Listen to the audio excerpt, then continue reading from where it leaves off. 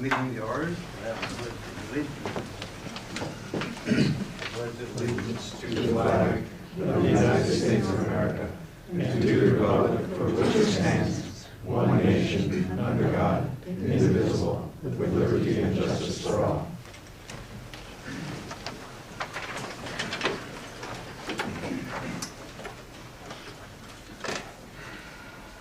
Do we have a motion to approve the agenda? So moved. Second. Do we have any amendments? Hearing none, we'll have a vote. All those in favor say aye. Aye. Aye. Opposed? No. Next, we'll go to public comment. Chairman Soa, Yes. I would ask and request respectfully that under the circumstances that have presented this board, that the roll call be taken at all agenda items and resolutions that are going to be passed, so that the ratepayers and the public know specifically what commissioners are voting for.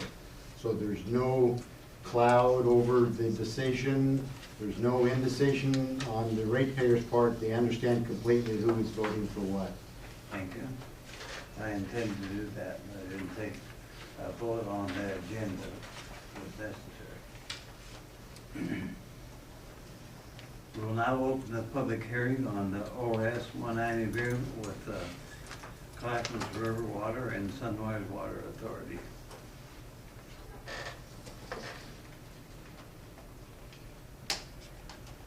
Anyone wishing to testify?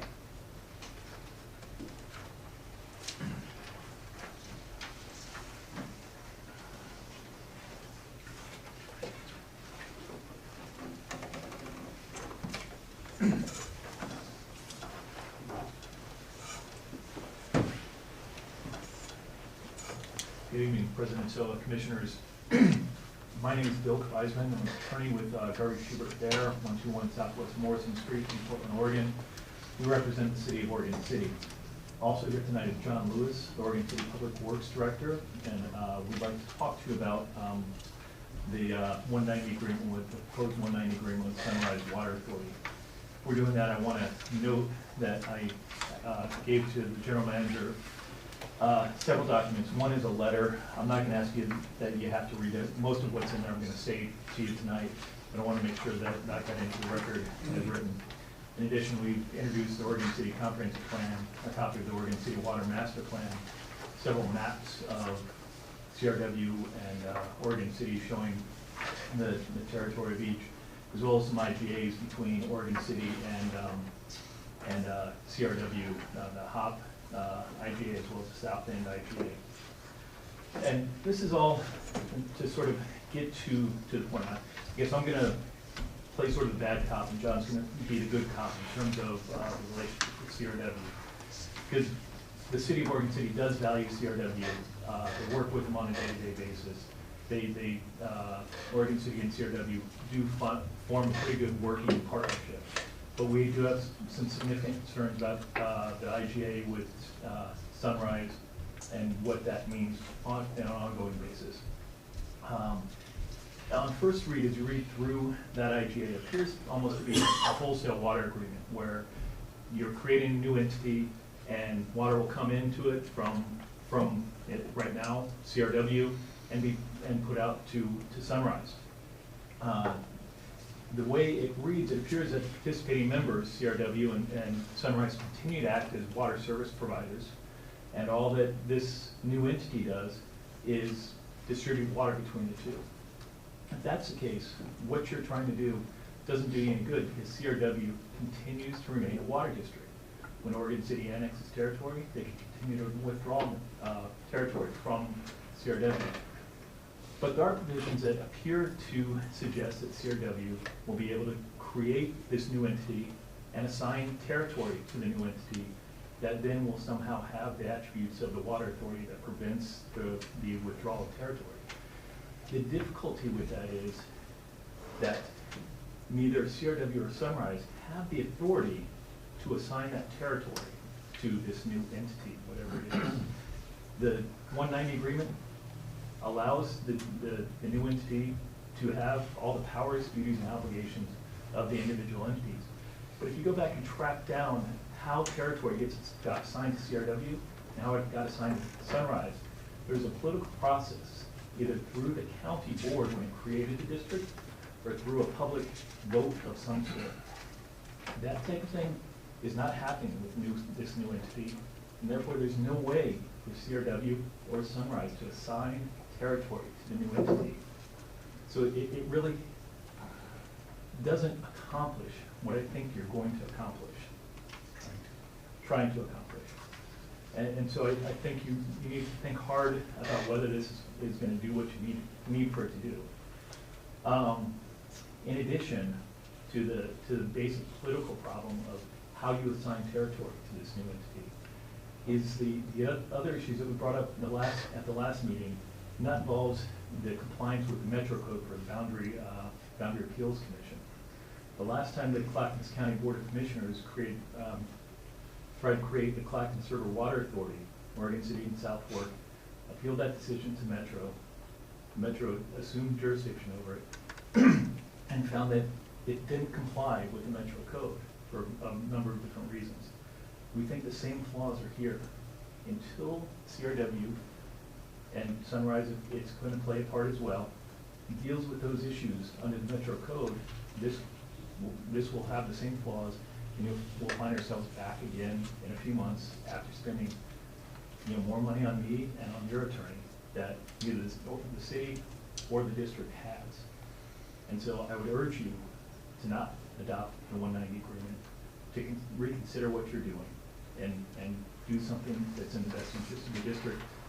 And I'm going to turn it over to John Lewis to talk a little bit more about what that might be. Thank you. So, Commission President and Commissioners, thanks for taking the time to hear us out a little bit here. I wanted to cover 3 items. One was just kind of our working relationship with your staff and how good that's been in the past. I wanted to talk a little bit about this idea of an engineering study, or lack thereof, an engineering study, and I wanted to talk about another portion of the agreement which I have some concern over, aside from what Bill's already mentioned, which is Article 4.5 in your agreement. So, I'm the Public Works Director. I'm also a civil engineer. Had great experience with your staff. I think that's important to mention because sometimes these things get lost. And from an engineer's perspective, I think we do good things together. Don's been on a first-name basis with Don for many years, being part of the Regional Water Providers Consortium. I think we have good interactions with regard to emergency management and water distribution in the city of Oregon City. And and Bob, of course, we work out on the treadmill together every once in a while when we can get in there together, and we've got good relations there. So we see CRW being a strong partnership that we need to kind of continue to keep strong and keep healthy. We think the redundancy that CRW brings to the Oregon City's distribution system, really, I guess, which is the south side of the Clackamas River, we think that's a very important part of how we operate. We also think that emergency intertie with Portland, should something catastrophic go wrong with the Clackamas River, we think that having a partnership with CRW is very important. So I just don't want to downplay that. It's very important to Oregon City, and I don't want to get lost in some political process that turns to more of a legal process. I wanted to talk a little bit about the engineering study at the last meeting, which kind of indicated that Oregon City staff were somewhat the reason why we weren't doing, or we hadn't started an engineering study. And while I think we're a portion of that, I don't feel like Oregon City staff, whether it be myself or my predecessor, were the reasons for this engineering study not to proceed. I think it is proceeding. In fact, Oregon City is working with our own consultants to look at areas outside of the city and look at ways that we could partnership with Clackamas River Water to serve areas within the city limits. And we see good engineering solutions there. And we think it's just timing. Let's just say we haven't been overly motivated to move forward with an engineering study because I would say the environment hasn't been ripe for success, and we want it to go through that kind of a process and to do it in a way that staff has the confidence of their board, or in our case, our commission, to make good decisions, engineering decisions. We just haven't felt like that is there yet. But I still think we can make gains on the engineering side of things, and that's kind of where we're going. And, Bob has sent me the draft scope of work, and I think we will continue to move forward with that. But having this agreement kind of overshadowing that definitely establishes not such a successful environment. So just keep that in mind. Article 4.5 is one part of the agreement which I don't know that Bill has touched on. Read it wrong.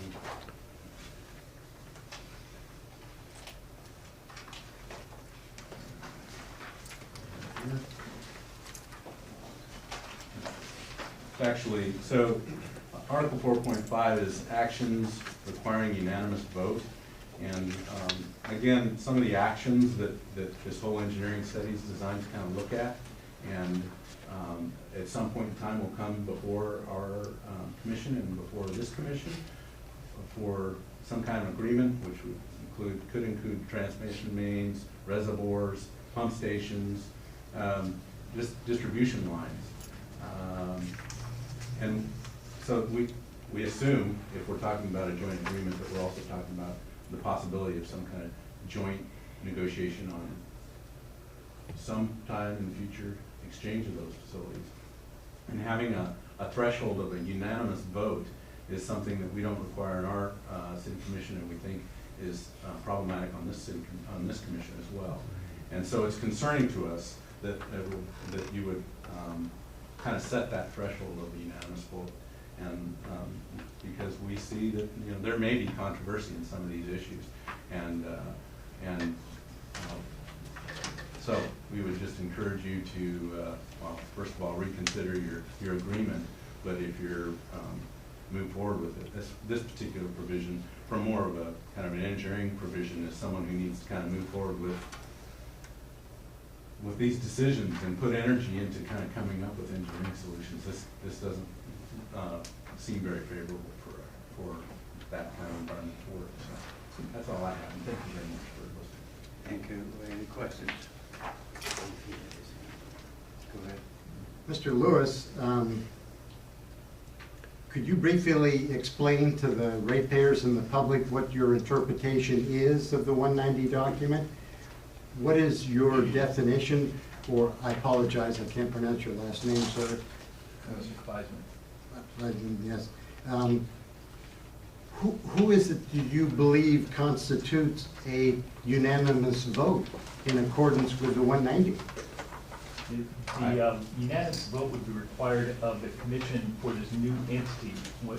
It hasn't been called, it hasn't been named yet. I think you call it the commission. Right, but in your brief statement that you've made, sir, you've referred to this commission here sitting in front of you as part of that unanimous vote. That's not true. Yeah, you're right. They're going to separate that. We don't know who this commission is. Right. The power of this commission you're looking at will be diminished, if not gone. The dollars and everything will flow to this commission, 3 from CRW and 3 from Sunrise. And those are the powers to be. It alludes to approval of a budget and funding of this 190, but anybody will tell you, and we all know, who has the checkbook is the one that's controlling the direction. Point well taken, Commissioner. I just wanted to make sure that you and the citizens of Oregon City and the ratepayers of South Fork, they need to have some work studies. I mean, you're hitting the nail on the head, but the nail hasn't gone all the way into the 4x4 yet. You've got the right direction. It's going to cost the ratepayers, both sides, phenomenal amount of money. Phenomenal amount. And lastly, sir, have you been presented with these documents here, intergovernmental agreement relating to provision of water service, City of Happy Valley? Another one here tying the CRW financially and complete responsibility to infrastructure, both development, repair, improvement or whatever to the city of Happy Valley. Commissioner Sterling, we were aware that was on the agenda. We have a responsibility to the citizens of Oregon City and South Fork, so we haven't concerned ourselves with that, and so, you know, that's an important decision. I can understand your position, sir, in regards to what you just stated is your position. But you know as well as I do, you can't just close your eyes to these documents because they're an integral part of this 190. The two go together. The two take and put the checkbook together and send the money off in a different direction. Thank you. Excuse me, please. Didn't mean to. Any more questions? Yes, Mr. Chairman. Yes. My understanding of your objection essentially centers around the issue of the concept of authority status vis-a-vis CRW, correct? Correct. That was what was said at the last meeting also. Let me ask you a question. Are you counsel for The City of Oregon for City. city? Okay.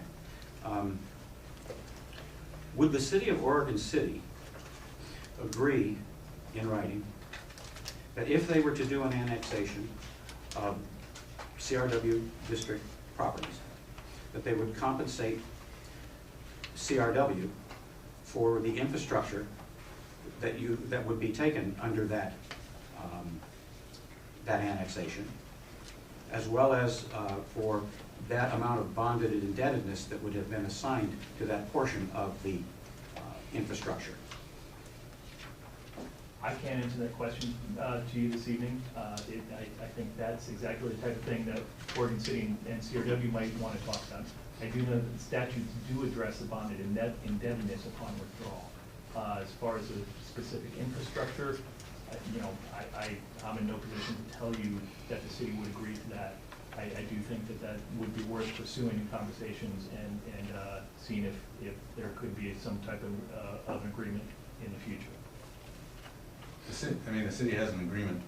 We have Well, agreements. We do have two agreements you know, in HOP and. I understand. Yeah, so something, you know, along those lines does make sense.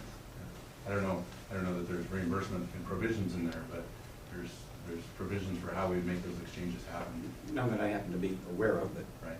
I still, like most of us, playing this somewhat to catch up. With respect to the issue Mr. Lewis raised on the Article 4.5, I believe it is, I would simply point out that this commission has the authority by a vote of 3-2 to transfer any and all assets that it chooses to transfer.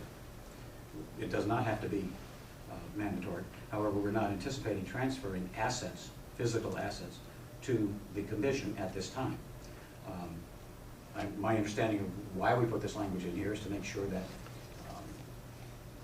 that if assets were in the control of the commission, that it would have to be a unanimous decision in order to make sure that it wasn't, put it the other way, in order to make sure that it really and truly was in the best interest of the ratepayers. And the purpose of this agreement is because we do believe that the interests of the ratepayers are best served where we can have an economy of scale, which was the underlying purpose of this agreement. And that's all my comments, Mr. Chairman. Any more questions? Yes. Okay. The two agreements that you gentlemen referred to, the HOPS agreement and the other one that is close to the Claremont 8, very logical, very simple, direct, and straightforward as a methodology to take and reimburse the ratepayers of CRW for what they have spent on the infrastructure of the areas that Oregon City would take and annex. It's important that the citizens of Oregon City and of South Fork Water understand that the ratepayers of Clackamas Water are not against Oregon City annexing. They're for growth because they understand growth means job for the CRW ratepayers. Our carpenters, our electricians, our contractors, our realtors, of which I am one all myself, you know, it's a positive move forward. Clackamas River Water is not a real estate company. It's not a property holder. We have all the rights that if God came down here this evening, he couldn't give us more rights to the water in the Clackamas River that are contained in this book and the other book, and in Salem. And it's our right and it's our ability as ratepayers to share that. But the important bottom line is that when push comes to shove by Oregon law, CRW gets the water first if something happens. The ratepayers do. They get it first. Before a sale to Happy Valley or to South Fork or anybody else, under the law, we're going to take care of the ratepayers first under that. So we have the necessary entities written down.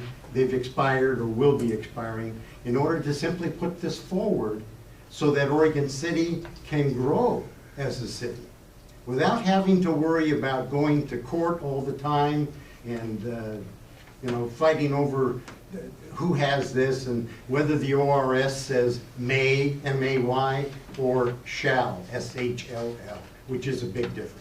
It really is. The other important issue that is here underlying, and everything I speak of comes to me from the ratepayers. I'm not paid to come here, but it's the ratepayers that asked me to take the office and run against Miss Lewis, and I did what they asked me to do, and that is put me here. This just spells disaster. That's all that it does. Single-minded, single person, that it's just disaster. Thank you for listening. Commissioner Stern, thank you for your comments. I wasn't to the point yet where we're taking comments from the commissioners and we're asking these gentlemen questions. So I have a couple questions. You referred, I can't pronounce your last name, but I'll call you William. Sure. You referred to a Metro Code, which we would be violating if we went into this agreement. Can you state that Metro Code? Sure, it's Metro Code Chapter 3.09 involving local government boundary changes. I have a copy of Chapter 3.09 if you want to provide to the Commission. I was just looking at your written statement here, the things that you stated that They have a reason to look at this. that code proposed, we meet all of those with this agreement. So there's some parts of the code that aren't in your written statement. Yes, there are parts of the code that are not in the written material I provided to you. It's nine pages long, and I quoted what I thought were the provisions, 3.09.050 that says that when a new entity is formulated, that the entity that when you create it, you've got to address criteria in the Metro Code, and that's what we haven't seen is any findings showing how the creation of this new entity would be consistent with applicable urban service agreements such as a HOP and the South End agreements, with the city's comprehensive plan, with applicable water master plans, and that's really the piece that we're saying is missing. There's absolutely no indication of how this new entity is consistent with those criteria. Thank you, Mr. Lewis. You stated that your engineering departments all work together now, and you indicated that if this agreement goes through, you were no longer going to work with the engineering departments. No, we're going to continue doing that like we always have and always will. It just, I think if this agreement moves forward and we find that this boundary issue is truly what we think it is, that it adds what I think of as a cloud of kind of, makes it hard for us to kind of have faith in the fact that we're going to be able to move forward and work out an agreement, even though we've done it at the staff level. Can we get it completed at the commission level? And so when you have that kind of an environment, from someone who has to budget for those things and authorize spending on those kind of things, it makes it less of a priority. And I think that's kind of the spirit that we've been working under for some time now. Thank you for the clarification. That doesn't sound like near as much of a threat as your original statement, so I appreciate that. It wasn't meant to be a threat at all. I think I can clearly say that the city will continue to work with CRW on a day-to-day basis. The most important part for the city, I imagine your staff as well, is to make sure that the residents and citizens continue to receive water regardless of how that gets done. I just had one more question. Do you presently have a voter-approved annexation policy in Oregon City? Yes, we do. And all the annexations that have been proposed in the last 5 years that went down to defeat? No, that's incorrect. Last year, I believe 3 annexations were approved by the voters and are in the process of going through the process. Any other questions? If not, thanks for coming. Thank you, President So. Anyone else wishing to testify? Go ahead, Pat.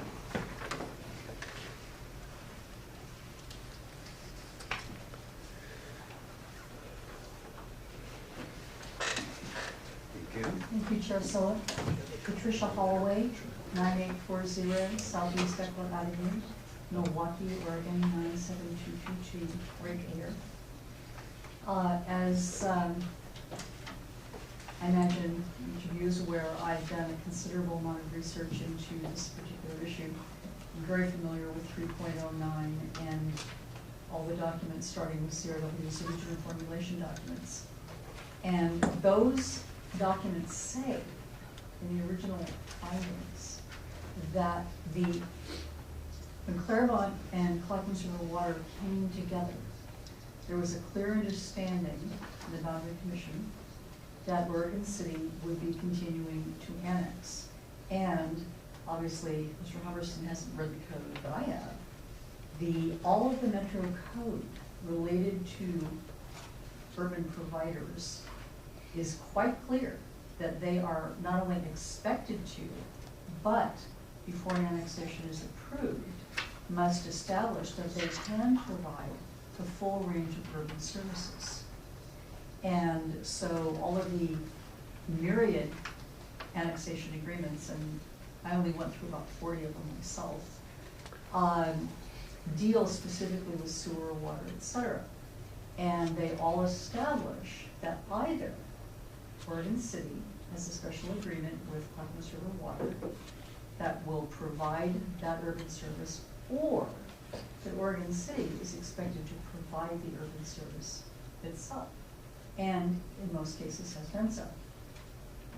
So that's, that is, I gather, something that has not been, I'm sorry, I lost track. So when CRW was formed, the statement was specifically made in the findings that the physical boundary of Clackamas River Water after Oregon City moved all the way up to the UGB would be sufficient to be a self-sustaining special district. So when CRW was formed, it was acknowledged that Oregon City was expected to move to the edge of the UGB, and that what was left would serve the unincorporated area and would be an entity of the same, roughly the same size that Claremont was before that merger ever happened. So there is a lot of language, there's a lot of history. Now, relative to this particularly proposed ORS 190, I was involved in its discussions from day one. The original promise at that point to the ratepayers was that the agreement would be taken to the court for validation. When the current iteration was delivered, that provision has been removed. And my review of the matters at the time convinced me that a court would never approve it. So I do believe that if Oregon City challenges it and Southwick challenges it, they are in fact going to be successful. Now, and it was very, it's very concerning that the parties promoting this IGA don't have the confidence in its legality to take that step of taking it before the court. I've stated before my concerns. CRW is giving up 10 MGD in exchange for absolutely nothing. Zero, zip, nada. And now when I look at the proposed combination tonight of the ORS 190 agreement and the Happy Valley agreement, what you see is, I believe, in anticipation of the 190, Clackamas River Water expanding and agreeing in writing to provide, to install all the infrastructure that would be required for that Happy Valley expansion. Now, Sunrise, we all know, doesn't have the money to do it. So CRW's ratepayers, I think you guys are going to send out, you're going to do bonds, you're going to make those ratepayers pick up, cover that lack of Sunrise financial capability. And I think it is an abomination to, one, give away water, which I don't think you can legally do, but they're trying to do. Two, make the CRW ratepayers who already built the water treatment plant and all this infrastructure, and you're now giving the benefit of it away to Sunrise in exchange for nothing, which you're not going to get authority protection. And to, I frankly can't understand how in conscience you can even contemplate it, and why. None of you is unintelligent. Why you wouldn't take the opportunity, step back, maybe I'm wrong, take it to the court, find out, rather than plunging CRW into a situation where you're going to have very expensive litigation based on the authority history you're going to lose. You're alienating your partners. None of it makes sense to me. And so, what's the agenda? Why? What does it do? Creates a couple of jobs for a couple of managers. Creates a layer of administrative, overhead and expense. I don't get it. It doesn't make any sense. And so I would urge you to delay, take advantage of, doing things jointly, get the benefit of economy of scale and all that. But when you sign it, you vote tonight, you're going to sign the blanket thing. And at that point, you're giving away revenue, you're giving away the rate of return cost of money from Sunrise. You are turning over all of these assets to an entity that's going to be under fire from litigation from day one. So what does CRW get from it? It loses money day one. It lays out money in litigation. It gives away assets that legally I don't believe you have the right to give, because you can't commit that water if your own domestic users need it. That's a part of Oregon law that specifically pertains to special districts. So why don't you just step back, wait, check it out, take it to court. Don't rush into it and damage this organization from the second Commissioner Solis line, signatures on that line. Thank you. Anyone else who's pushing the test line? I was wondering if the general manager would care to comment on some of the assertions made at this time. If you would like. I would appreciate it, sir. I guess the first thing that I'd like to respond to or address is the issue of the engineering study. The general manager has been in discussion with Oregon City for almost 4 years now, talking about an engineering study. The predecessor, Mr. Lewis's predecessor, and I had agreed in concept that we would do a joint engineering study. CRW has even offered to pay for it. That has never occurred. I think Mr. Lewis is correct that we now have agreed yet again to do an engineering study, and that process is underway. We have put out an RFP. I believe Mr. Lewis is correct in his statements that it's now in Oregon City's hands. They're reviewing it, and hopefully if they don't, I don't know if it's in their hands or not, but it's in the process. There's discussions going on about that. And what my understanding is that in terms of what I thought we have agreed to, is that many of the outcomes contained in that study would help guide an analysis of what we need to do collectively to provide water on the south side. We have had prior commissioners meet with myself and the mayor of Oregon City, talking about the joint operating plan and the agreements between the two entities. So I do think it's well established that those discussions have in fact occurred. I'm hearing a theme that CRW is about expansion. That is not my understanding. We're not trying to expand our boundaries.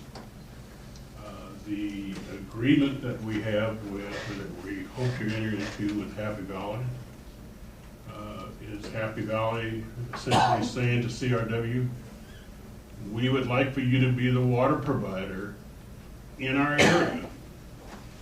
And we would like to have a clear line between those areas that are serviced by CRW versus those areas that are provided by Sunrise Water Authority. And if you look at the agreement, that's what it entails, nothing more. Yes, it does mention equipment and assets, but that is directly related to the provision of water. That's all it says. So the other thing that I thought we were going to be talking about once the engineering study is completed is that CRW has basically said that we're not interested in taking territory within Oregon City's urban growth boundary.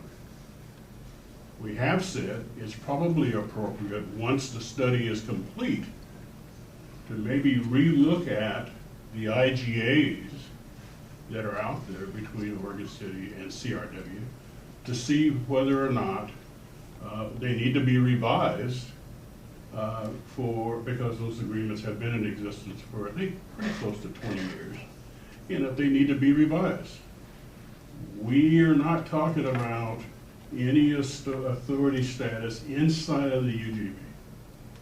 We don't have that authority, we don't have that desire.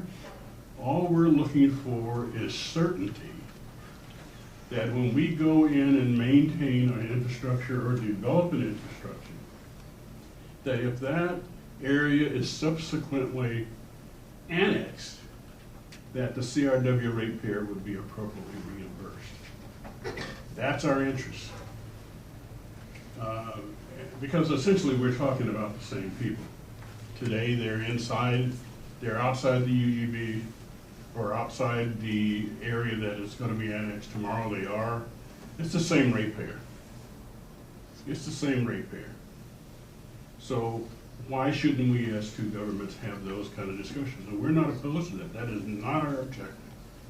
Never has been. And I guess the last item that I'd like to talk about is this idea that somehow we're giving away water. Sunrise is going to be purchasing any water that they take from CRW. All we're doing in this agreement, all we're proposing in this agreement, is reserving for Sunrise some certainty of supply.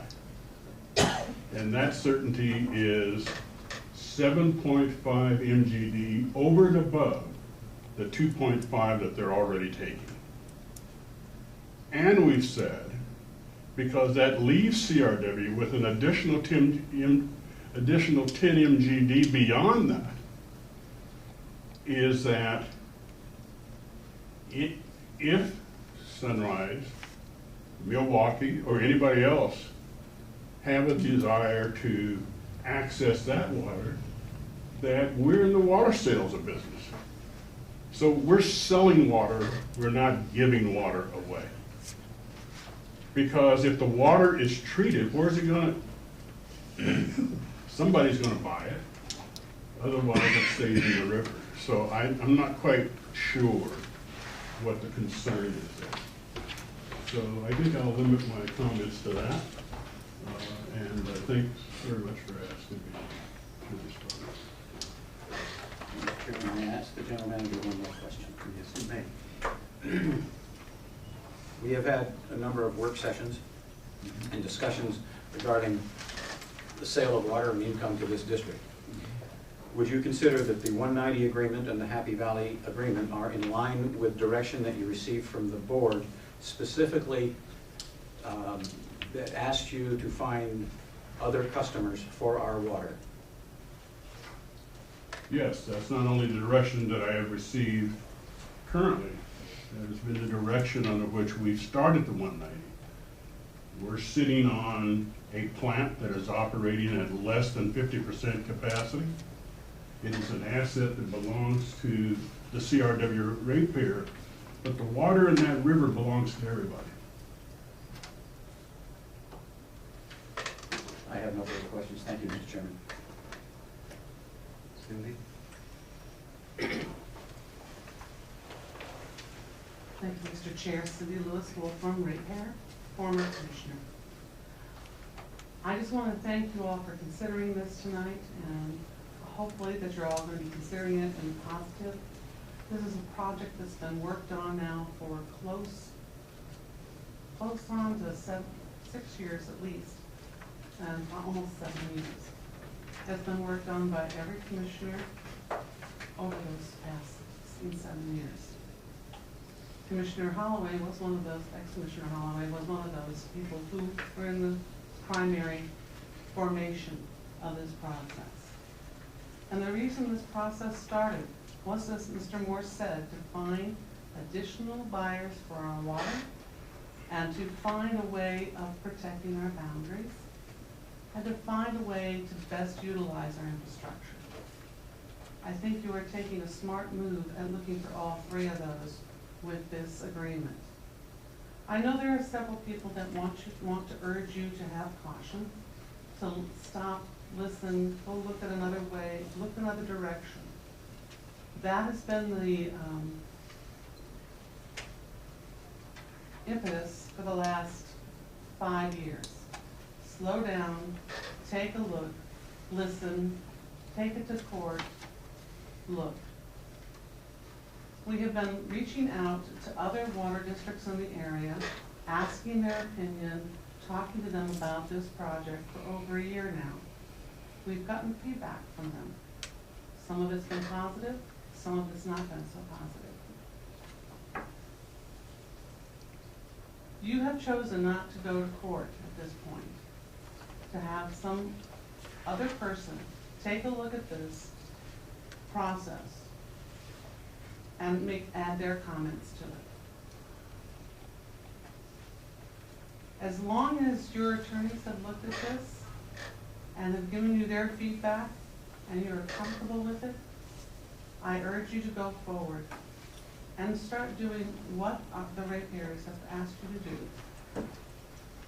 and that is to make economical use of our infrastructure and to find better ways and more ways of bringing water income into this facility.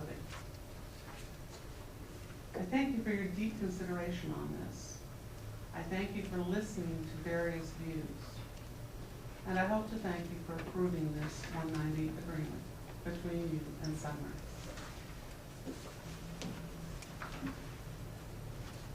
Thank you. Anyone else? Okay, seeing none, we'll close the public hearing for this OS 190 agreement. We have a motion. Can we have a motion I move to close the public hearing. Second. all those in favor will state aye as the clerk reads the roll, and those opposed say no. Commissioner Humbertson, Aye. Commissioner Kalani, Aye. Commissioner McNeil, Aye. Commissioner Sterling, No. and Commissioner Sola. Aye. Motion carries 4-1.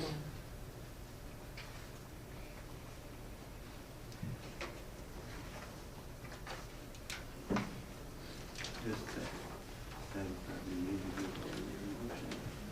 I'm going to ask a question about that. Okay. When we get to it. Yes. Under action items, ordinance 03-2013, this has to do with open this hearing. You have a question? Do I assume correctly that we need to put a motion on the floor before questions and discussion? Yes, except in order to figure out how to state that motion, you probably should ask the question. Okay. Mr. Moore, I have a memo that I believe you distributed to us just recently. It says completion of remaining items for final draft agreement at the bottom. Yes, that's it. If this board approves the ordinance tonight, I guess I'd ask that question two ways. If these items have not yet been completely addressed, is that an issue for adoption tonight or not? I think you can adopt it, but direct staff to follow through on the recommendations or suggestions of council. Okay. Thank you, Mr. Moore. Mr. Chairman, I move to approve ordinance 03-2013 approving the intergovernmental cooperative agreement with Sunrise Water Authority entered into pursuant to ORS Chapter 190. Second.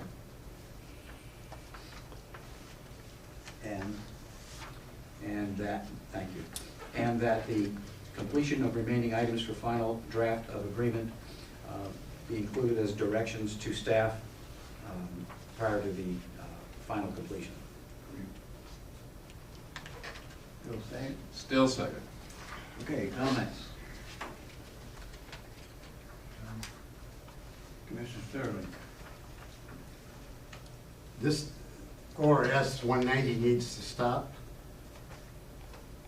The first thing that's going to happen is the ratepayers are going to lose 9% on their ROI.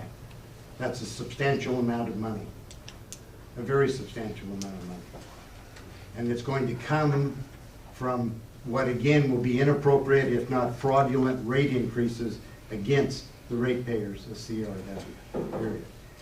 This document needs to take and be presented to the court before it goes a step further, so as to take and eliminate any potential of thousands, if not hundreds of thousands or millions of dollars in legal fees that are going to occur. Certainly, these attorneys and Mr. Lewis made themselves quite clear again for the second time. This is going to court. This is just not some abstract money being printed upstairs. This is ratepayers' money. For Mr. Humbertson to think that this can arbitrarily proceed as Mr. Moore wishes it to is ludicrous. absolutely self-centered and ludicrous. That's all for now. Thank Thanks. you. Anyone else have any comment? Mr. Chairman, may I direct a question to the general manager again? The 9% issue's been repeated numerous times, both in writing and in public, and I believe we had a discussion about the 9% issue at our last work session. Would you please explain that? And also, I believe we received a large payment as a result of what has to do with the 9%. It's connected to the 9%. The 9% rate of return number is a number that by statute, private utilities charge each other for services because they have stockholders, and therefore they have to have some kind of rate of return. This board, several months ago, has removed the 9% rate of return in the agreement between CRW and Sunrise. And we did that because there was a direct relationship between the 9% rate of return and the amount of money that we were paying South Fork. And essentially, the consent decree that we entered into in court with South Fork said that they were able to charge us in the same manner that we charged our other customers. So by removing the 9% rate of return, this year we're receiving a rebate or a credit in the true-up from South Fork in excess of $50,000. Thank you, Mr. Moore. Thank you, Mr. Chairman. Any other questions or comments? Mr. Thurman? Well, the fact of the matter remains, in Mr. Moore's own words in black and white in print, because he shut down well one, we're paying in excess of $125,000 more a year to South Fork for water, which we could generate ourselves. South Fork generously offered CRW a winter rate, a very inexpensive, reasonable rate for water in order to charge well one to develop it as a potential reservoir.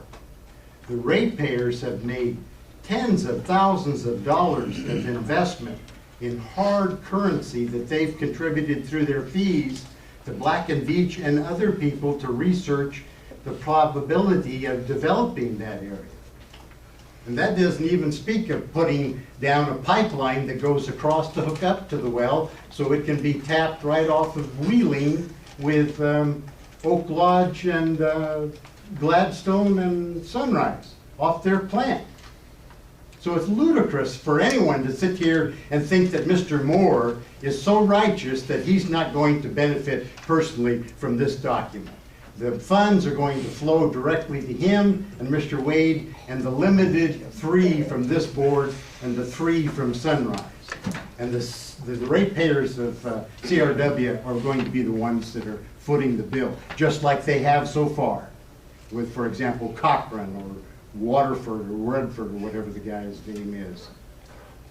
Thank you for your comment. Seeing no more comment, clerk, call the roll. Those in favor say aye, those opposed say no. Commissioner Humbertson? Aye. Commissioner Klani? Aye. Commissioner McNeil? Aye. Commissioner Sterling? No. Commissioner Soa? Aye. Motion carries 4-1. We're on to number 2, which is first reading.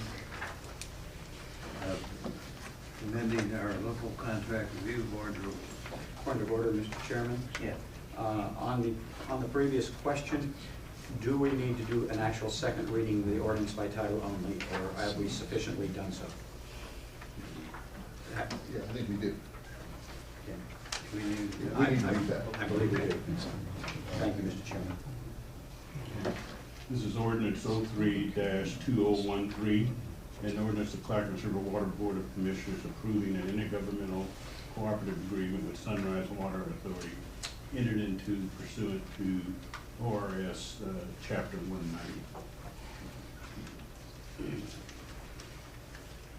Could you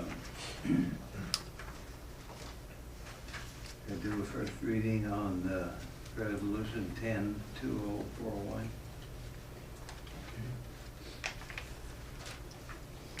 I will, Mr. President. I do have a question. I know you and I had a conversation where one of the things that was recommended was that we also, after the first reading, also look at doing a work session on this one. So Yeah. I'd like to just remind you that that's what we talked about. And so,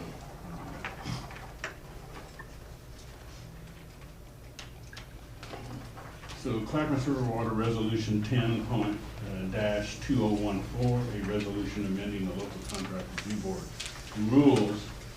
And whereas a regular meeting was called by the Board of Commissioners of Clackamas River Water District on December 12, 2013.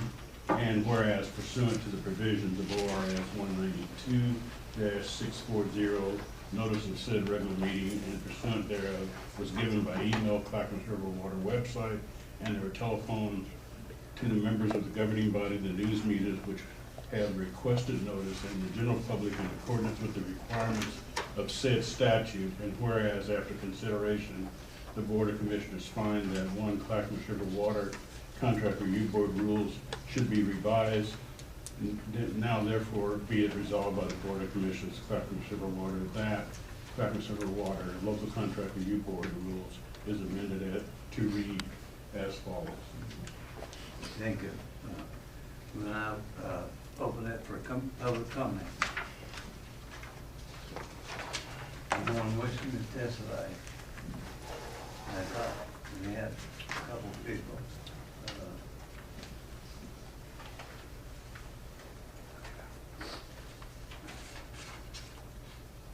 Barbara, did you wish to testify?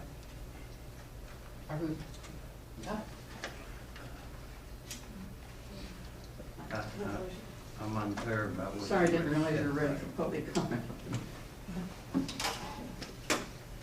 Okay, I do, Barbara Kemper, ratepayer and ex-commissioner. I have some concerns about 2 or 3 items on here. Page 1, the bottom of page 1 of the agreement, under jurisdiction. Excuse me, Mr. Chairman. At the very bottom. I believe we have confusion here. Pardon? I believe we have some confusion here. We're working on the contract review board rules, Well, that's what I thought. and I think you're thinking Is we that- I were was on on number the Happy 3. Valley. Yeah, That's what I was surprised about. we're not there yet. Yeah. Mr. Chairman. Okay. Thank you. Seeing no one else jump up,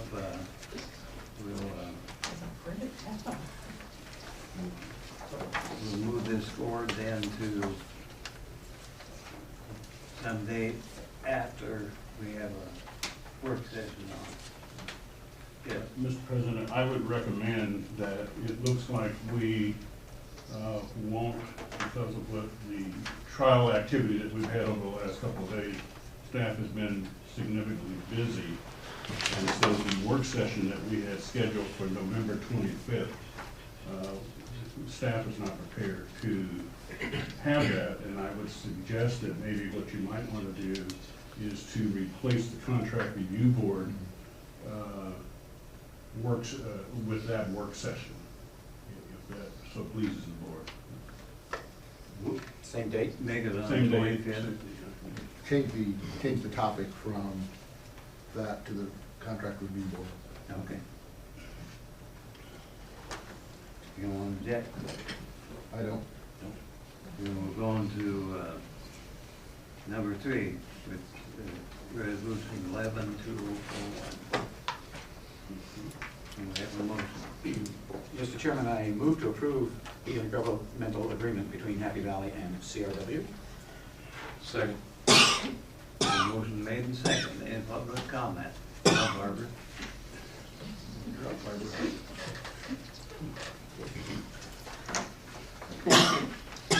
Again, Barbara Kemper, ratepayer, ex-commissioner. My first comment is on the bottom of page 1. yeah. At the very bottom there, it says, in the event city annexes territory not within the boundary of CRW and so forth, that the city may require properties in the district and the territory annexed into CRW at the time the city annexes the territory of the city. What if these aren't contiguous to, and what if these areas are not something CRW can serve? I don't see a provision there. Well, we want me to address Go ahead. that. We have the right to not provide those services if it is not feasible for us to do so. Okay, it doesn't say that, but if that's clear, that CRW would not have to serve them if they couldn't, well. Right, and I would check with Mr. George, but I think that that's pretty much clear of what we had talked about. Isn't that part of the annexation review process? I mean, everybody gets to comment. Anytime there's an annexation, anybody that's impacted by the annexation gets to weigh in on whether or not they can do their part or Provide not. services. Exactly. But CRW wouldn't necessarily have to serve them if they got annexed. That's my understanding, yes. Okay. My next comments have to do with item number 4 on the second page. And that's first there, it says the city can impose, the CRW shall pay this franchise fee, or whatever, any charges they want, apparently. And what does it mean that CRW reserves all rights regarding the city's legal authority? The 4.2 would be, that'd be the last 3 sentences of it. For CRW reserves all rights regarding the city's legal authority to impose a franchise fee, et cetera. But there is an active court case now in Southern Oregon, I can't remember the city, where the issue is whether or not cities can charge public agencies franchise fees. What we have said and talked about is, as long as the ratepayer knows where those fees are coming from, that they become pass-through charges for us, and we reserve the right to reflect that on the bill, that these are fees that are being charged by the city. In the event that the court would rule against the right of cities to do franchise fees, then we would like the option of being able not to pay them. Mr. Chairman, Yes. may I, since I have 2 questions on exactly the same issue, may I piggyback in on this and just ask mine? So go ahead. Thank you, sir. Are there limits on those fees that can be charged under the statute? Do you know? I haven't seen it statutorily, I haven't seen, but it's 6%? That's what I'm hearing, that's what I've read so far. Okay. Some of this, just so we're clear, I think we've heard from, I guess, Oregon City, that they're claiming that they're gonna not charge, they're not gonna call it franchise fees, they're gonna call it a utility charge. So it may be that there's a move afoot to change the name of what the fee is gonna be charged. But I think our position, I haven't talked with the board about this, would be the same. As long as we can identify what those charges are and identify who they should be directed toward, that's really between the city and the ratepayer. Because it looks like they're covering all of those bases when they say franchise fee, privilege tax, license they're fee, trying other to, charge. Yes. And They're trying to cover something there. the second half of my question on that is, so they would want to charge us this fee.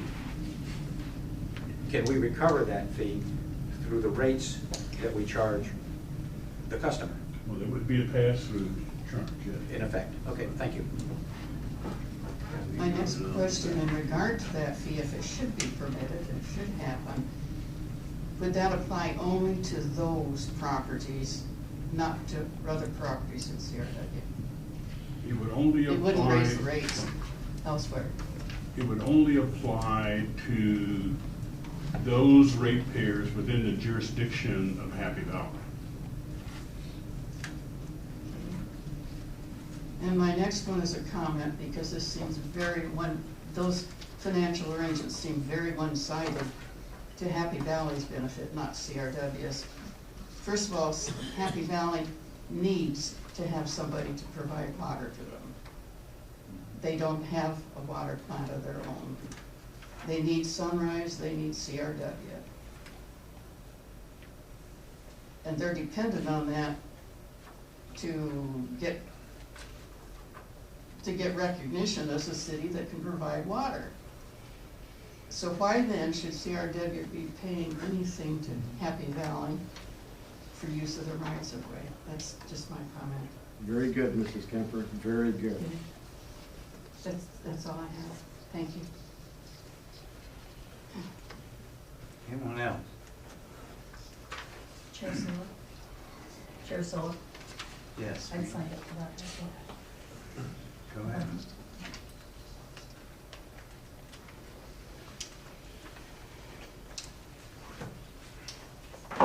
Thank you, Chair Sola.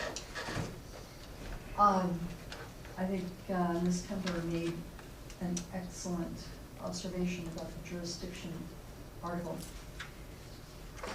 This article. Did you tell us who you were for the record? Oh, I'm sorry. I thought for sure it was me, Patricia Holloway. This jurisdiction article doesn't say we can reject providing water in an area that Happy Valley annexes. It says we will, CRW will provide that water. So quite aside from kind of the larger issues that the Oregon City gentleman referred to, which is boundary commission approval, et cetera, et cetera. Really think about it. You know, Mr. Moore and Mr. George say, oh, well, it doesn't matter what your agreement says. Mr. McNeil says, oh, well, there's a hearing and everybody can go and have their say. The point is, when you sign this, absent boundary commission, whomever deciding that it's just gonna all go out the window, you're committed, and you have made a commitment. And there is a lot of territory out there that Happy Valley could extend to. And you five are going to be making a decision about whether you are committing CRW to install all that infrastructure. And I think Ms. Kemper's remarks are very well taken. She's very sharp on this subject. I agree with her completely. It's very dangerous. I do not ascribe to the theory that you can sign a contract with particular language and then say, we don't really have to comply. We can just do whatever we like about it. Once you say later, we don't want to. It really doesn't work like that. And so, unless you are willing to pick up all the territory that Happy Valley may want to extend into, that Sunrise can't afford to provide infrastructure in, again, what are you doing? Why are you doing this to the ratepayers? It doesn't make any sense. You're already contemplating an agreement that you don't plan to keep. I simply don't understand why anybody would do that. Thank you for your comment. Anybody else? Dave? I have a question for, having been involved in development a lot, I don't care whether you're a county or a city or anybody else, when new development goes in, there are system development charges that are applied to those infrastructure improvements necessary to support that development. And those are borne by the people who are proposing the development. So I don't understand where you come from with those kind of things, because development and that part of the thing has to stand on its own. There are places where system development charges don't cover 100% of the cost of the development. And there's a long-standing argument between haves and have-nots in every city. I don't care where you go. Oregon City is a perfect example of that. That's why they're having trouble with annexations. And so it'll take a significant amount of time to solve that issue. But I just want for the record that system development charges are charged by cities. That's why they have the ability to do franchise fees and call them whatever they want to call them. So, thank you. Ken? Yes, I'd simply point out that in Article 7, it says the effective date, duration, and termination states here quite clearly that you have to only give 180 days notice to the other party and you can terminate the agreement.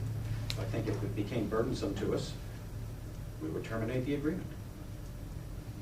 If they sign this and we have signed this, it's 180 days notice, it's done. It's an easy out. Yep, and it doesn't require cause.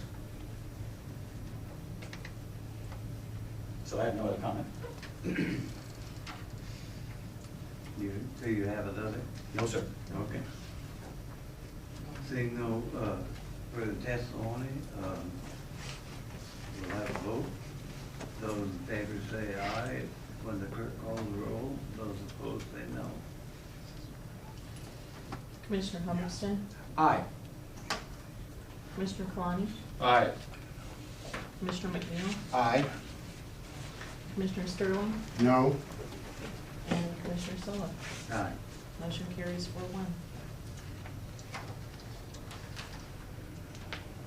4-1. Item number 4, under action items. And we have a motion. Mr. Chairman, I move the board approve and authorize the board president's signature of the notice of acceptance for the Longfield Phase 3 Fire Service relocation, CIP 11-5123, which establishes the project completion date as November 14th, 2013. Second. Second. And to say, go ahead, Adam. 2 seconds. Okay, thank you, Mr. President. This is fairly short. I just wanted to summarize the project very quickly. As you're aware, Commissioners, this project was needed due to the county's reconstruction of Longfield Road, the Longfield Phase 3 project. We had a water main and a fire service that were going to be buried quite deeply under the new road work. So we needed to abandon a piece of that and relocate the fire service and domestic service to the property at the corner of Longfield and 98 Court. Project was conducted by EM Excavating, and back a couple of months ago, we came to the board for a change order due to the county's request to consider a redesign, and that was approved. And what I presented you with tonight is basically Exhibit B is the final change order, which we provide on every CIP project, which merely states the final quantities for the project and the final price. The project final price was under the total amended amount by just over $7,700. And everything is completed to required specifications. So I leave it to the board for any other questions. Any questions? Is it turned on? Is it in service? Yes. Okay. I think I'd like to commend staff that, once again, on the project, you're coming under budget. Thank you. Nicely done. Public comment. Anyone wishing to comment? Seeing none, those in favor of this motion will say aye. When the clerk calls the roll, those opposed say no. Commissioner Humberstone? Aye. Commissioner Kalani? Aye. Commissioner McNeil? Aye. Commissioner Sterling? Aye. And Commissioner Sola? Aye. Motion passes unanimously. Consent agenda. Carol. I typically don't have a presentation on the consent agenda. It's just before the board to approve or. All those that approve the consent agenda? Move to approve the consent agenda? Okay. Second. All those in favor, say aye. Aye. All those opposed, say no. No? Informational reports. Carol. Good evening, I'm Carol Bragg, CFO for Clackamas River Water. The first thing I want to discuss with the board this evening is fire service usage. And this is primarily to make the board aware of what's going on with our fire services. We have 329 fire service accounts, and they are to be used for fire suppression only. We don't expect to see any consumption or any flow through the detector meters. And these meters are detector meters. They know that water has gone through them, but they don't actually measure water in CCS like our full flow meters. Can I, just so I know, so we're talking about accounts for fire sprinkler systems? Private, Yes, right, connected individual to buildings. systems that are Yes. for fire Yes, right. service only, not That have a separate domestic- meter not different than domestic their use. domestic use. Okay, Correct. good, I will make sure I was clear about that. So of the 329, we have 4 accounts that have had significant and continuous use on their fire services. We have had some discussions with them. We don't know if they have a leak in the system or if they have done some modification to their plumbing and perhaps inadvertently tapped into the fire service, but they are showing some use. And according to the CRW rules and regulations, if this continues after notification, we can require them to pay SDC fees. They do not pay SDC fees for fire service accounts. They would be required to pay SDC fees and install a regular full flow meter for domestic use. For the size of main that they have? I would say that perhaps if they demonstrated that it was a different type of use, that perhaps they could downsize the meter. Oh, okay. And that would certainly be something that would be negotiated on an individual basis.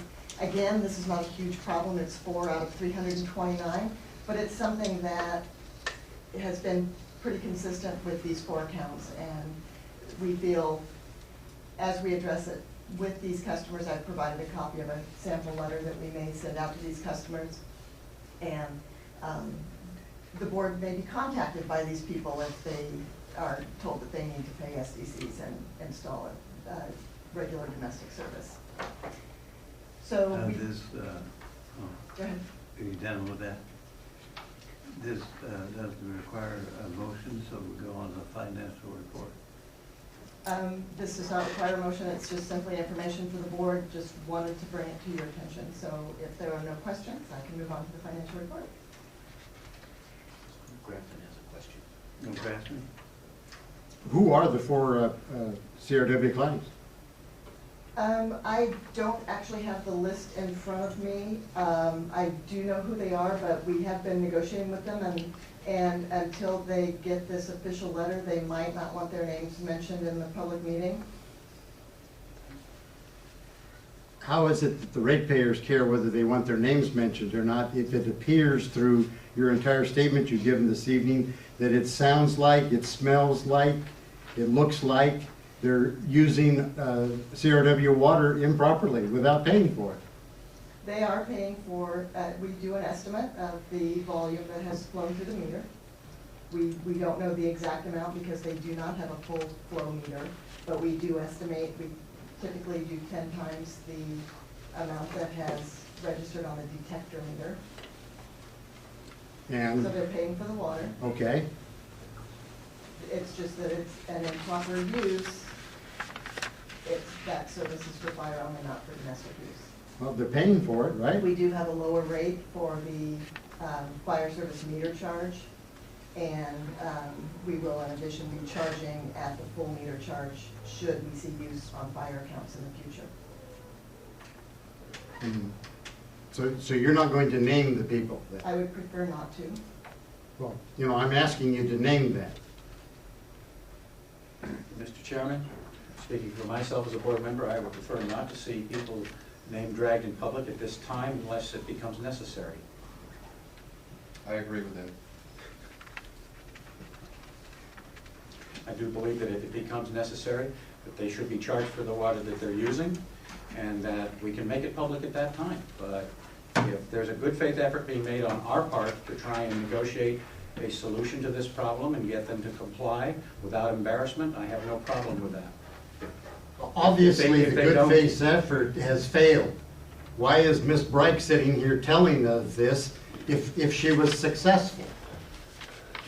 These people need to understand that it's not their water to use willy-nilly. The ratepayers have paid for that water to be produced. You've attempted to take and work with these people. You're just going to procrastinate, and if you cite those people's names that you believe are you misusing the water this evening, the problem's going to be over with. My purpose for bringing this to the board's attention tonight is to describe my communication methods with these customers, giving them a specific compliance date within the letter that we're going to send. And I simply wanted the board to be aware that we were going to remind them of the CRW rules and regulations and explain to them the consequences of noncompliance. Mr. Chairman, Yes. I think that's a reasonable procedure, and I think that's common anywhere, retail, wholesale, or any kind of sales.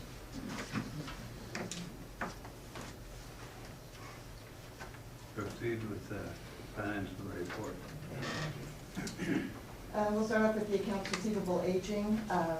The October balance is almost $600,000 less than the August balance. August was our biggest billing cycle of the year.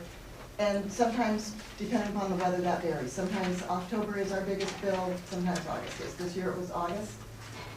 The consumption in October was actually less than last October, and I attribute that to September of 2013 was record rainfall in the area. I shut off my sprinkler. A lot of people That hurt your heart. did. That really hurt you. Cash and investment position, as of October 31st, we have not yet posted the interest on the local government investment pool account, so that number for October will be up about $3,500 higher than it is. And on November 1st, we did have the principal and interest payment on the Series 2009 bonds was deducted from our account. So here's a 5-year comparison. We're looking at the first quarter of each of the last 5 years. This is the revenue slide, and as you can see, water rates that's still our primary revenue, and then we also have other general fund revenue, SDC money, and interest on other funds. And here's our expenditures, September 2013 compared with the first quarter of the previous 5 years. And I've got this broken out into personnel services, material services, and capital outlay dollars. And here's kind of the same information comparing 2 years in a chart format. And you can see that we have brought in $486,000 more in revenue. And we have had some increases in materials and services, which looks pretty significant, and I can explain a lot of that. Part of that is we received late bills from South Fork last year, so we had not recorded the South Fork water purchases in the prior year. And then, of course, this year, because of not using the well, we are purchasing more water from South Fork this year. So a big portion of that is water purchases. We also have so there were some other items that were not included in the prior year's, prior year's numbers. And there's a big one here that I wanted to point out. Professional and contracted services, our contract work is significantly higher. We've done some more paving this year. We had some paving projects that were related to some main breaks that we had that we needed to take care of. And our legal bills this time, for this year, are about $23,000 higher than they were this time last year. We've also done the computer upgrades that was included in the budget, so that's about $30,000 of that. Last year, we had spent $756 on computer and peripherals. This year, we spent about $25,000 to replace the computers that needed to be upgraded. And those are the primary reasons why the expenditures are higher. But I think as we move through the year, it's going to start balancing out to be much less noticeable. And that's because we just had some things that were not recorded in the first 3 months last year that we have recorded this year. Oh, insurance, I'm sorry, insurance is another one that we have a higher insurance cost this year than we did in the prior year through this point in time. So I've also provided you with the line item reviews. The additional thing that I provided that I didn't do last year with line item is a sheet showing you where we are in the revenue. And so you can see here that our revenue is calculated. We were at 25%. We've actually booked 3,000, almost 3,010 over the budget, and the water rate revenue is about 214,000. And in the line item review of personnel services, we're at 21.6, materials and services, we're at 24, and capital outlay, we're at 2.5. Again, capital outlay comes in chunks, so that could jump suddenly, depending upon what we need to do. But as 1/4 of the way through the fiscal year, you would expect our cost to be at around 25%, and so we're within those parameters. There are some things that show up typically early in the year that we don't see again later. Workers' compensation has been fully paid for this year. The HRA VIVA benefit has been paid. Dues and memberships, Regional Water Providers Consortium, we pay that as a lump sum at the beginning of the year, where some of the others we pay quarterly. And we have a portion of the annual insurance premium that was prepaid, so that has still already been booked as an expense and will be adjusted at the end of the year. Maintenance agreements, we have many of those that we pay at the beginning of the fiscal year, so that line item is closer to budget than you would think, not a quarter of the way. And then the water purchases. And I'd be happy to answer any questions that anyone has. One. Dave? I read an article this week about government entities' computer systems being significantly poorer than what most people have at home. And that was the case when I worked at the state and even at the county, you know, that there were times where people couldn't, and because of security reasons, they couldn't Skype or they couldn't, you know, and so during, you know, if you wanted to hire somebody and you were gonna do, you know, electronic interviews with people over Skype, you had to go home to go do it. I'm serious, and I was just wondering, do we experience that here, or, I mean, how many employees use their own personal computer stuff to get work done for the district? We do kind of hold off as long as we can for upgrades. And what we were finding is that many of our counterparts that were sending us information had different versions of Microsoft Office, for example. Right, sure. And so an attachment would come in that we wouldn't be able to open. It wouldn't convert properly on our systems. And so now we've got most of the staff on the same version, and it's the version that people are sending us attachments in. So that should be that's helpful. That should be really helpful. Yes. I know from my perspective, I will sometimes do work on my MacBook Air at home, but rather than carrying a laptop back and forth. But I think for the most part, we are able to do what we do with the systems that we have. I know that our customer service guys now are using iPads to get information back and forth from my customer service staff so that they know where to go next and what the problem is. And so we're doing some technology stuff like that to eliminate a lot of the driving back and forth and just developing better communication. So have we gained any efficiencies with that, do you think? I think the iPad thing is still really new, but I believe we have. Okay. We're able to get more information than we could if we sent them a text to their little flip phone or whatever, and they can pull up maps and they can get where they need to go faster. Okay, good, thank you. Thank you. Manager report. Well, I think that's a good segue, in talking about the IT stuff. As Ms. Bright has indicated, we have did some transitioning. We started out last year going and working with engineering first because they were the department that were having the most difficulty interfacing and interacting with outside entities. So we did the upgrade with them. $25,000 that you saw in the budget is kind of phase 2, where we're bringing other critical users within the organization up to speed. As you know from our prior discussions, we talked about the fiber optic link that we just now is complete. We're seeing a lot faster communication and more robust communication between this building and our water treatment facility and our operations group.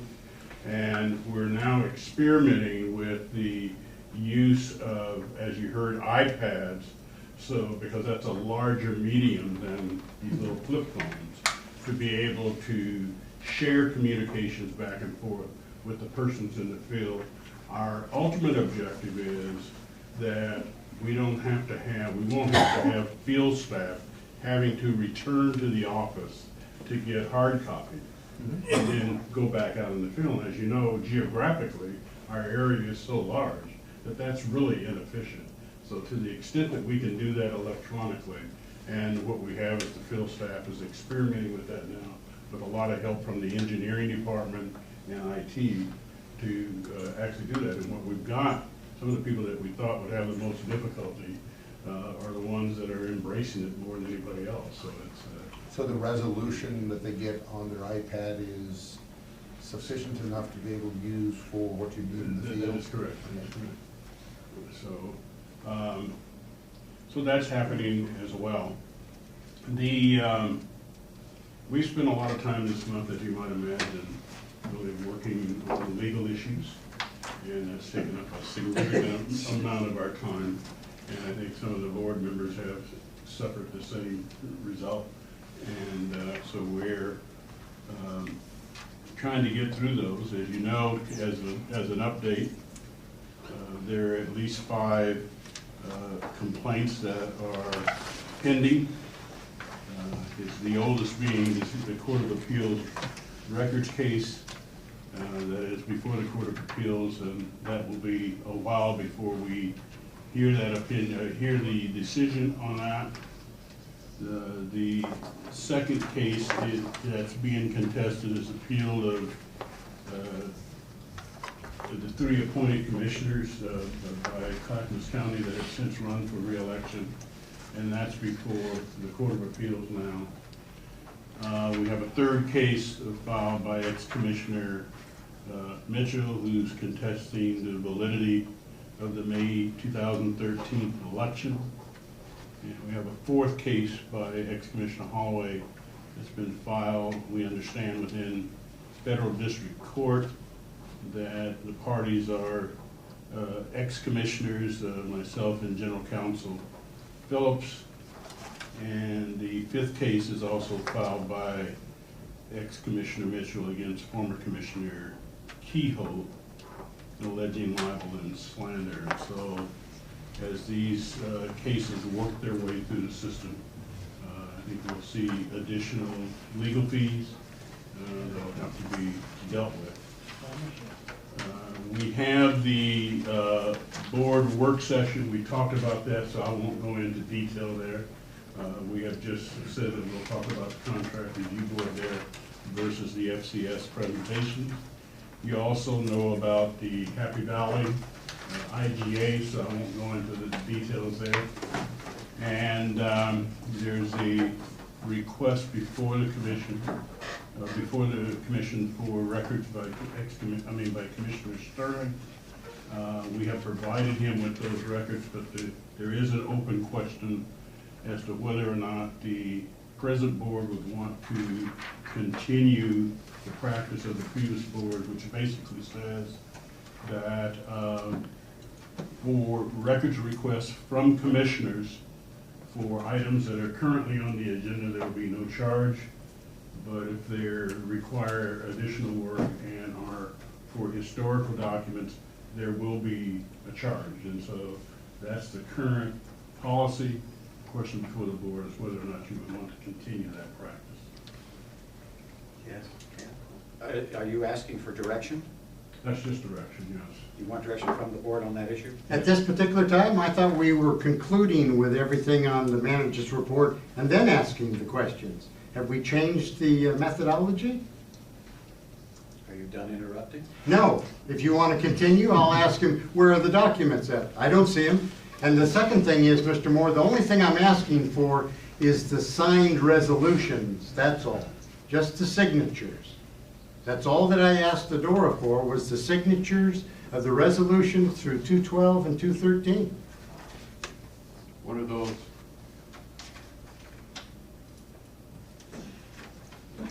Where's the signatures at? Obviously, they've gotten mixed up with other paperwork. There's your resolutions log. This is the board policies. Mr. President, I've also, The only thing I asked for, Adora, excuse me if you're mistaken, was the signatures fiber optic, and I've already. on the resolution. That's what I'm asking for. Well, the board policies as well. Thank you. Signatures on the documents, that's all. Everything else is dispersed throughout the, I'm not sure where it is on your desk, so I'm gonna give you mine. well, if they were here, I would have located them. I do not have what I requested, Mr. Moore, simply the signatures. You do. I do? Yes, you do. When? Your email requested resolutions, this is the log right here, and these are all the signed resolutions right here, copies. They're here. Well, you're going to have to check your email because they haven't come through to me. Are you done with your Yes, I am. financial report? Yes. We now have a point on our agenda where we can accept any more public comment about what we've done tonight or what we should do. Yes. Are you public? Well, you know, I know you think it's really humorous, but the methodology that Humberston has established is that no one asks any question of Mr. Moore until his report is concluded. And then we ask questions. But it's okay if he does it though, so I understand. It is humorous. My question is, Under the impression that he was done with his report. excuse me? Ken was under the impression that Mr. Moore was done with his report. That's the reason he asked the question. My question to Mr. Moore is who told you or what rational thought is it that places the legal fees of Keyhole upon the ratepayers in regards to the libel and slander that she directed towards Warren Mitchell? Why should the ratepayers pay for her legal fees? Mr. Sterling, I'm not going to answer that question. That's a legal question, and it's not appropriate to be having that discussion in a public meeting. Well, why did you put it on this sheet then, if it's not part of the public meeting? I did not put it on the sheet. What I did was gave a summary response. Well, that's it. You opened the can of worms. It's just that easy. Why are the ratepayers having to pay for Keyhole's legal fees? Either the ratepayers are or they're not. Ms. Keyhole was a commissioner at the time that Mr. Mitchell has made his complaint, and therefore she's covered. Well, when is the investigation going to get started by this outside third party like you did me and Halloway? Or that's not applicable to Keyhole then? Well, first of all, if you would ask a question rather than make statements. I just asked you a question. What I'm telling you is that Commissioner Keyhole has not asked for representation at this point, for the issue has not been brought before the board. You see how it is easy when you answer honestly, Mr. Moore? No. That's the end of it. Don't need anything else, Commissioner Soa. Mr. Sterling? No, it's over with. You answered the question. I gave you an answer to my opinion. You just made a statement. I just remind everybody in the room to keep things directed to the chair. Start the arguments back and forth. Anyone else for public comment? Cindy?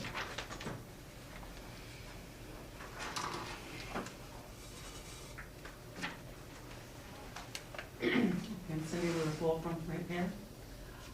Commissioner Silva, I appreciate the effort and the majority of the results that you have had with the commission on treating everyone with politeness and respect. I would really ask if you could find a way to communicate with all of your board about keeping their voices a little bit more in tune with their general discussion instead of sounding like they're about ready to attack somebody in the room. It does not help for people to have a good conversation and to talk with one another with a modicum of respect when one person on the board jumps out verbally every time that person starts a statement. It would be really nice for us, for the ratepayers, to know that when their names are utilized in support of a statement that does not necessarily represent their views, that at least it's being offered with politeness, respect, and a bit of dignity. Thank you, sir. Thank you for your comment. And the commission business, did you, were you saying the time, Barbara, if you want? Brian Johnson. I haven't been here for a couple months, but I see nothing has changed. So, to see that the people that champion the value of the ratepayers are the ones that cost us the most, still. And I think you ought to be like number 6 on the legal agenda for a hostile work environment. You know, you could be number 6. I just don't, I want to thank you for total separate people coming in here to try to put up with this for the ratepayers. I just, she wants to take it to court. Well, someone's telling me to take something to court who has a reserved parking spot at the courthouse. So I want to thank you for trying to do the right thing. You are in the water selling business. You've got to make money. And when we're talking about taking on property, like he was saying, I was going to say somebody brought up the SDCs, which comes to a point that I saw the other day that they want to build like a 90-bed hotel and a little medical center up there off of Sunnybrook. Clackamas County's SDCs are like $1 million. Yeah, they're huge. And they're huge. Yeah, they're huge. So, you know, and they're just given them a sewer pipe that they don't have to test or anything. I mean, you know what I'm saying? And you have to provide, so maybe, you know, it's not really good for business, or you're trying to get business, but maybe you might want to look at that down the road if you start taking in a lot of different areas, you might want to look, you might have to raise it, unfortunately, but it's what everybody else is doing. You know, hopefully the economy would come around and or something would change, but everybody's dying on the vine. You've got to survive. You're in the water business. And so I'd like to know what is the total for the legal bills to this point, to November, not counting the one that's going on. Anybody have that figure? 99,000. And what was it last year? I don't know. That would be guessing if I could. We're a little under, a little over, anyway, ballpark guess.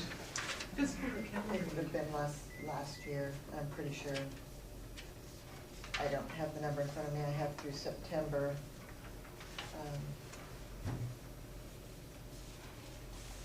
Okay, no, a lot. A lot. Thank you very much. Okay, thank you for your comment. Anyone else, Barbara? Thank you. I want to thank the board for continuing to consider the fact that commissioners and ex-commissioners may need to, for the board to consider the possibility of covering them in certain instances. I think you are all aware of the fact that an accusation of acting outside of one's commissioner's role does not mean the person did it. And certainly slander is slander only if it's not true. Thank you. Commission business. We'll start off by saying that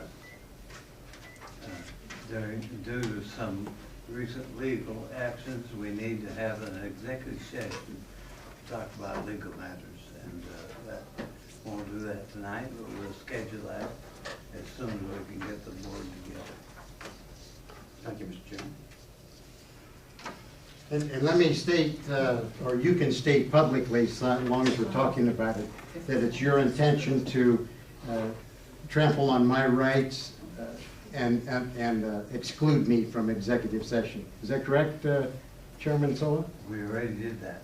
I just want to make sure that the public understands that and it's on record this evening.